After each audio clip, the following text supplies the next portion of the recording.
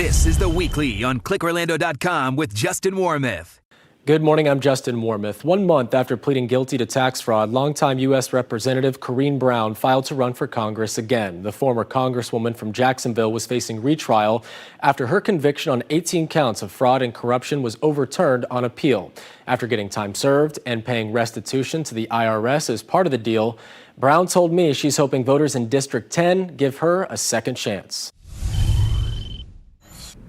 What made you decide to get back into politics and run for District 10? You know, serving is a calling. And I just feel like it's some work that I need to finish. I've been elected for 34 years, 10 years in Tallahassee and 24 years in the United States Congress. And there are just some work that I want to complete. And so I just felt like I needed to do this. It's like a mission. Yeah. You know, a minister have a calling. My calling is to serve and make a difference. And I know that you have been asked this question, and I'm sure you're hearing from critics who say that you shouldn't run. Why are you running after what's happened with pleading guilty to 1 count, serving time? Why should voters trust you? And do you think that this is a good idea to run? Well, if I didn't... Obviously, it's a good idea, but listen, it's given not the just circumstance. it's a mission. Okay. And the reason why I'm running to make a difference.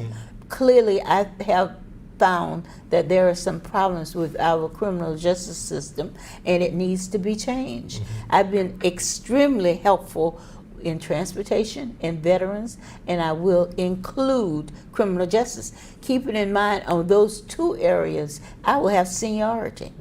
And so that is crucial. When you go to Congress, you know, as a freshman, you can do very little. And I don't feel that the United States Congress is a training ground. You need the experience, and especially now, with everything that's going on in Washington, you need someone that can hit the ground running from day one. But why should voters trust you? Why shouldn't they? I have a proven track record of taking care of my constituents, doing personalized service, helping them. The day I qualified, I was in Tallahassee.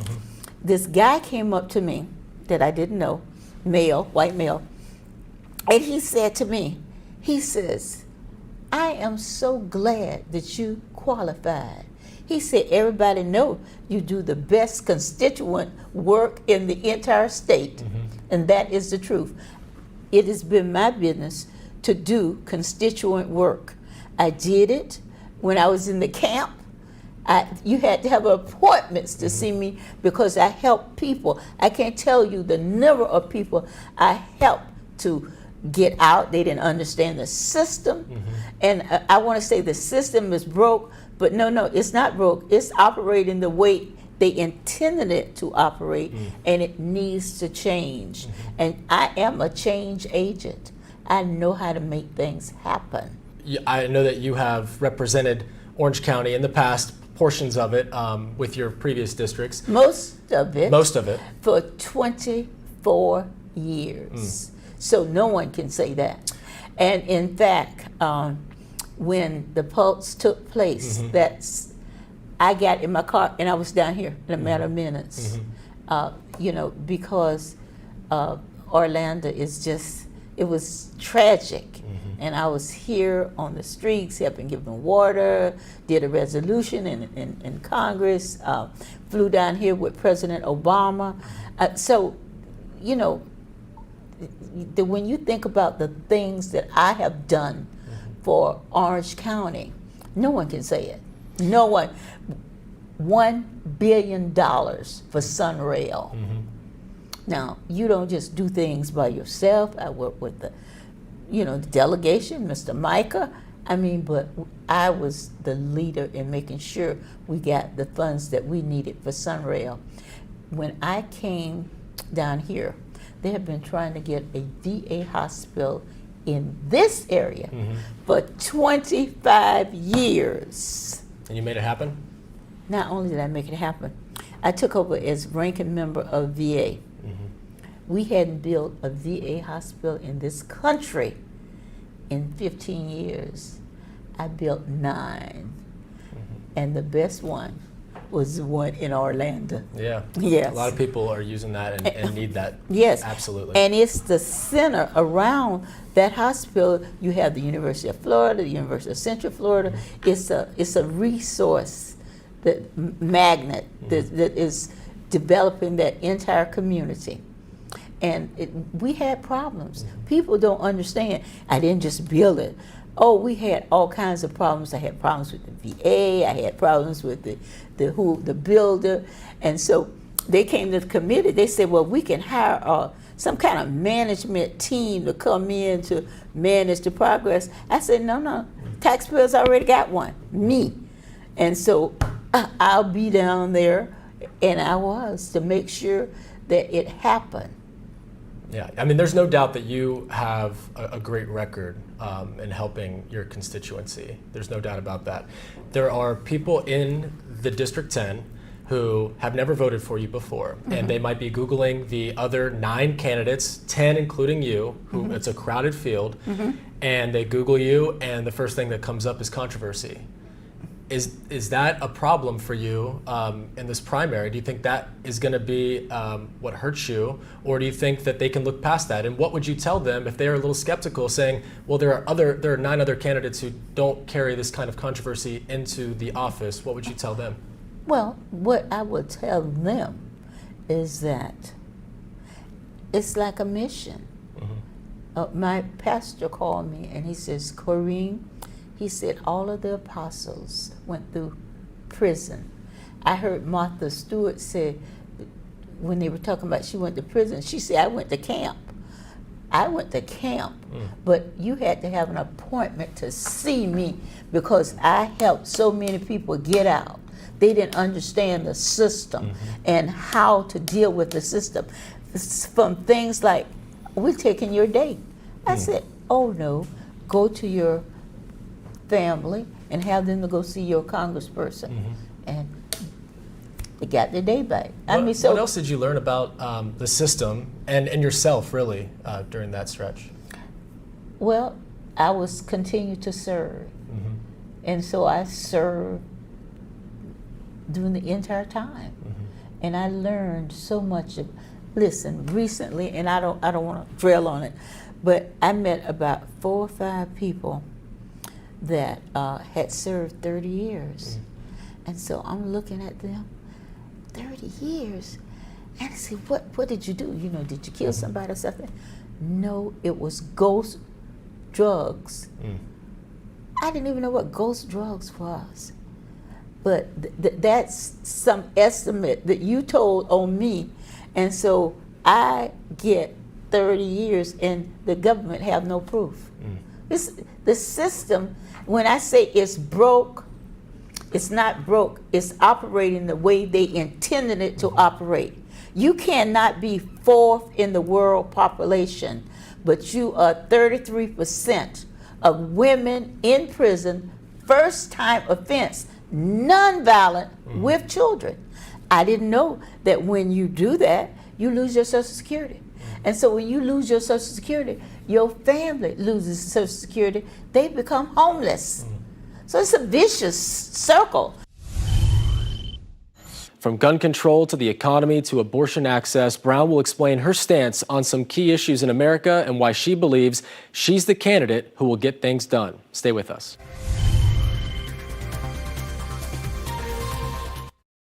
This is The Weekly on ClickOrlando.com with Justin Warmoth. Welcome back. Convicted felon and longtime Congresswoman Corrine Brown is one of 10 Democratic candidates vying for District 10, a portion of Central Florida she represented during her 24 years in Congress. Brown announced her candidacy 1 month after agreeing to a settlement with the Justice Department on federal fraud and corruption charges.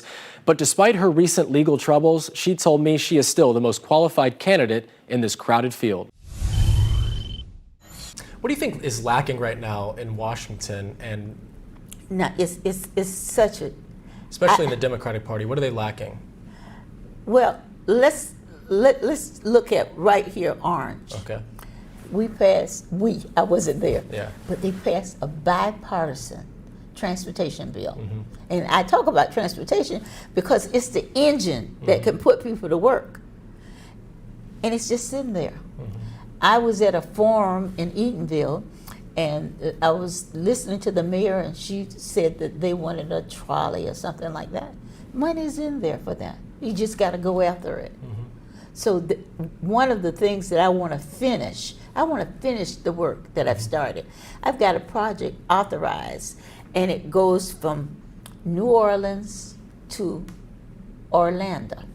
It goes from New Orleans, it goes to Mobile, goes to Pensacola, Tallahassee, Jacksonville, and Orlando. A kind of high speed.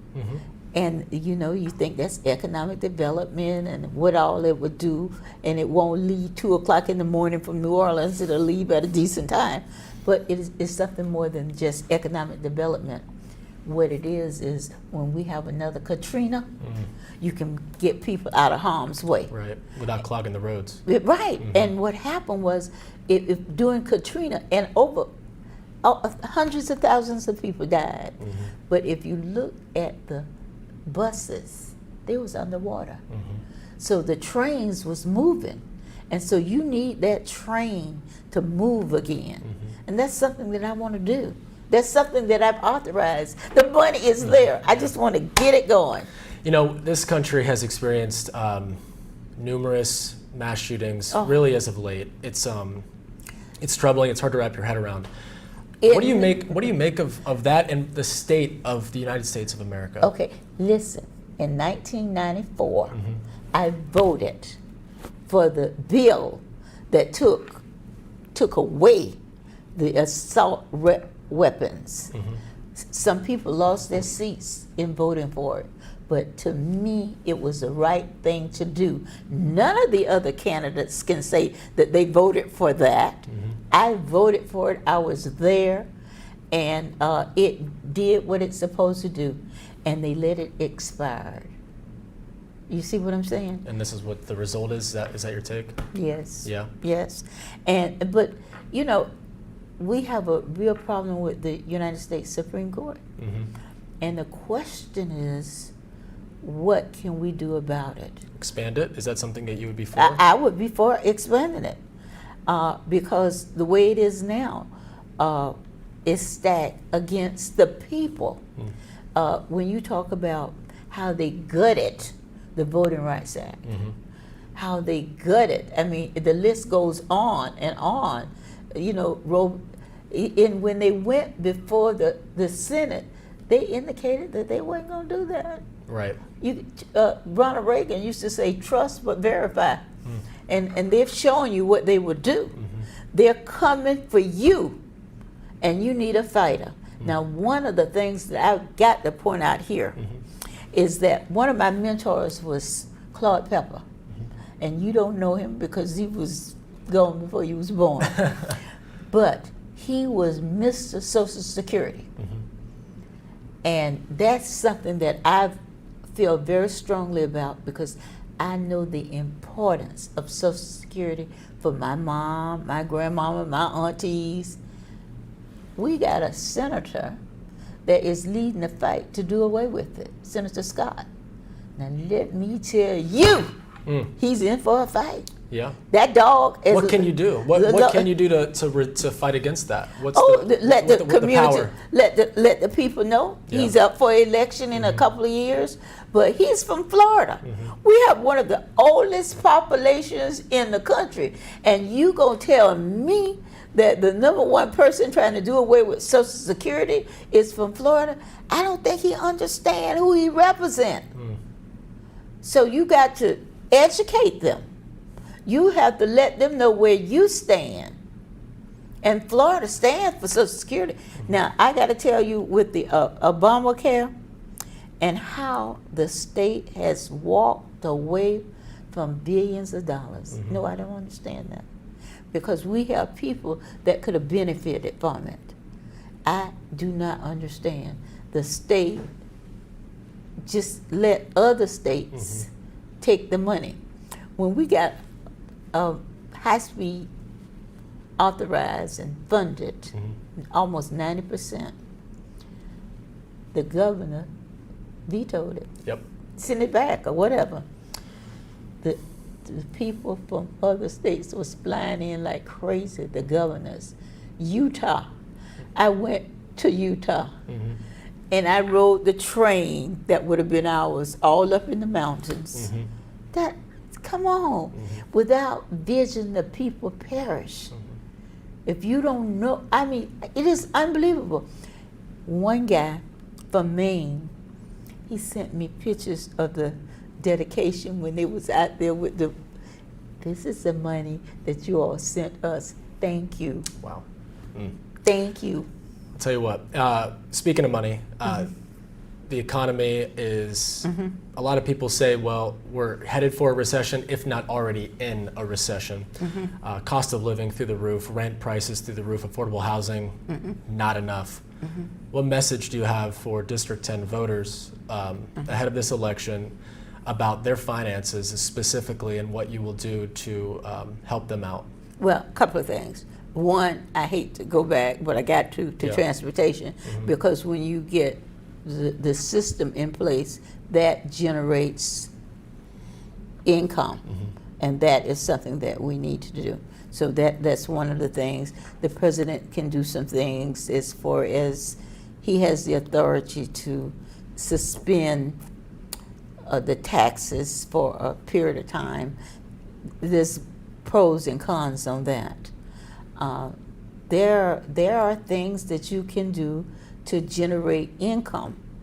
I have in the past, I brought in NAPCA. I don't know whether you're familiar with it, but I've already talked to Bruce Marks.